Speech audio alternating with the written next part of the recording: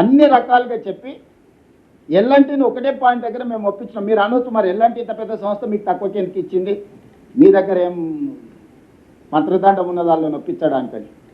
ప్రతి సంవత్సరం వాళ్ళకు నికరంగా 400 కోట్ల రూపాయలు నష్టం వస్తుంది.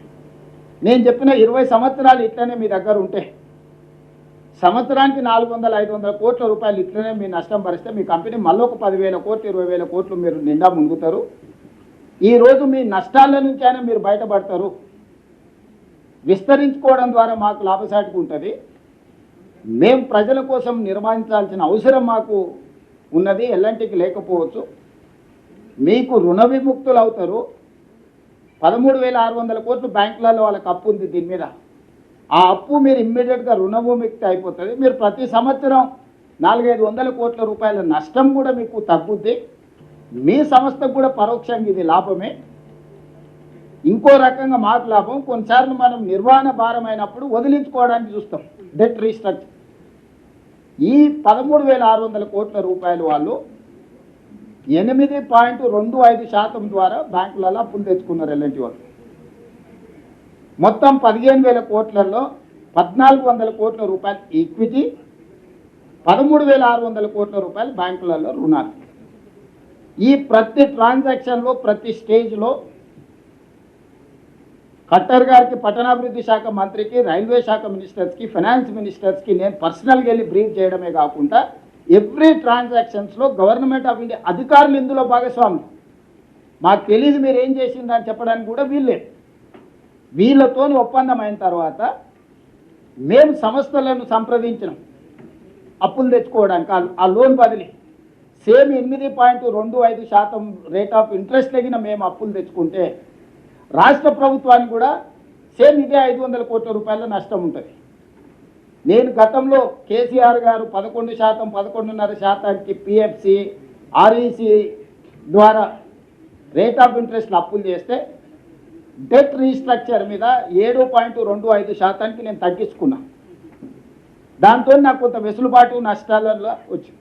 ఆ అనుభవంతో మా అధికారులందరినీ మాట్లాడి మనం డెట్ రీస్ట్రక్చర్ చేసుకుందాము. ఈ మెట్రో లోన్ని అతి తక్కువ రేట్ ఆఫ్ ఇంట్రెస్ట్లో ఎక్కడ దొరుకుతుందో మనం అక్కడ అప్పు తెచ్చుకొని ఈ అప్పును వాళ్ళ ఉన్న అప్పును మనం బ్యాంకులో తెచ్చుకొని ఇది అటు బదిలీ చేస్తే మనకు సులువుగా ఇది లాభసాటి వ్యాపారంగా మారుతుందని. అంటే రకరకాల సంస్థల్ని సంప్రదించినాం. ఇండియన్ గవర్నమెంట్లోనే సంస్థ ఉంది, Indian railway finance corporation, government of India PSC. ఈరోజు వాళ్ళు దేశంలో 5 లక్షల కోట్ల రూపాయలు రుణాలు ఇచ్చున్నారు. దీనికి ఉన్న ప్రత్యేకత ఏంటంటే రైళ్ల నిర్మాణం కోసం రైల్వే రిలేటెడ్ వాటికి మాత్రమే వీళ్ళు ఫైనాన్స్ చేస్తారు. పిఎఫ్సి, పవర్ ఫైనాన్స్ కార్పొరేషన్ 1,52,000 కోట్ల రూపాయలు కేసీఆర్కు ఇట్లా కాగితం పెడితే అట్లా లోన్ ఇచ్చారు.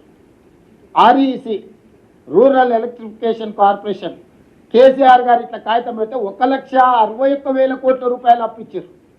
ఈ రెండు కూడా కేంద్ర ప్రభుత్వ సంస్థలే, పిఎఫ్సి అండ్ ఆర్ఈసి. ఐఆర్ఎఫ్సి ఇంకొకటి సేమ్ ఇలాంటిదే. అదే చంద్రశేఖరరావుకు పిఎఫ్సి, ఆర్ఈసి కలిసి 10 సంవత్సరాలలో 3,15,000 కోట్ల రూపాయలు అప్పిచ్చింది. ఏ గ్యారంటీ లేకుండా, రిజర్వ్ బ్యాంక్ గ్యారంటీ కూడా లేదు దానికి. జస్ట్ చంద్రశేఖరరావు దరఖాస్తు పెట్టిండు, కిషన్ రెడ్డి గారు, మోడీ గారు లోన్లు ఇచ్చేసారు. దాంతో కాళేశ్వరం గట్టి కూలేశ్వరం అయింది. ఇక రకరకాల దాంట్లలో 3,15,000 కోట్ల రూపాయలు అవలీలగా మూడో కంటికి తెలవకుండా 3,15,000 కోట్ల రూపాయలు అప్పిచ్చారు. దానికి కేసీఆర్ చెల్లించిన ఇంట్రెస్ట్ ఎంత అంటే 11.5% highest. The lowest is 9.5, the highest is 11.5. ఇంత అడ్డగోలుగా బాధ్యతారహితంగా 3,15,000 కోట్ల రూపాయలు ఓన్లీ 2 కార్పొరేషన్స్ నేను చెప్పేది. ఈ 2 కూడా కేంద్ర ప్రభుత్వాన్ని. ఇప్పుడు నేను 3వ కార్పొరేషన్ సంప్రదించిన. They are dedicated for railway constructions. So metro కూడా రైల్వే కిందకు వస్తుంది కాబట్టి దీని మీద మాకు లోన్ కావాలా, మేము టేక్ ఓవర్ చేస్తున్నాము.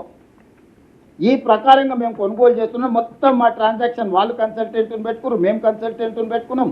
అధికారులు ఉన్నారు, దాంట్లో గవర్నమెంట్ ఆఫ్ ఇండియా ఫైనాన్స్ అధికారులు ఉన్నారు, ఐఆర్ఎఫ్సి అధికారులు, మొత్తం ఇంటోటో కేంద్ర ప్రభుత్వం, ఇంటోటో రాష్ట్ర ప్రభుత్వం కూర్చొని చర్చించుకొని 13,600 కోట్ల రూపాయలు ఏదైతే ఎల్ఎన్టీ అప్పు వివిధ బ్యాంకులలో 8.25% అప్పుతో ఉందో ఆ అప్పును రాష్ట్ర ప్రభుత్వము హైదరాబాద్ మెట్రో రైల్ లిమిటెడ్ పేరు మీద కంపెనీ పేరు మీద కొనుగోలు చేసేటట్టు దానికి అప్పించేటట్టు ఐఆర్ఎఫ్సిని ఒప్పించేసి టోటల్గా ఒప్పందాలు చేసుకొని మే 30 తారీఖు నాటికి లోన్ డిస్బర్స్మెంట్ చేయాలి. జూన్ 1 నుంచి కంప్లీట్గా మెట్రో మేము టేక్ ఓవర్ చేయాలి ఎల్ఎన్టీ నుంచి. మా సిఎస్ గారు అందరు పోయి అక్కడ చైర్మన్తో అందరితో కూర్చొని ఒప్పందాలు చేసి మీరు అందరు కూడా పేపర్లలో చూసారు. టోటల్గా ట్రాన్సాక్షన్ అంతా కంప్లీట్ అయిపోయింది.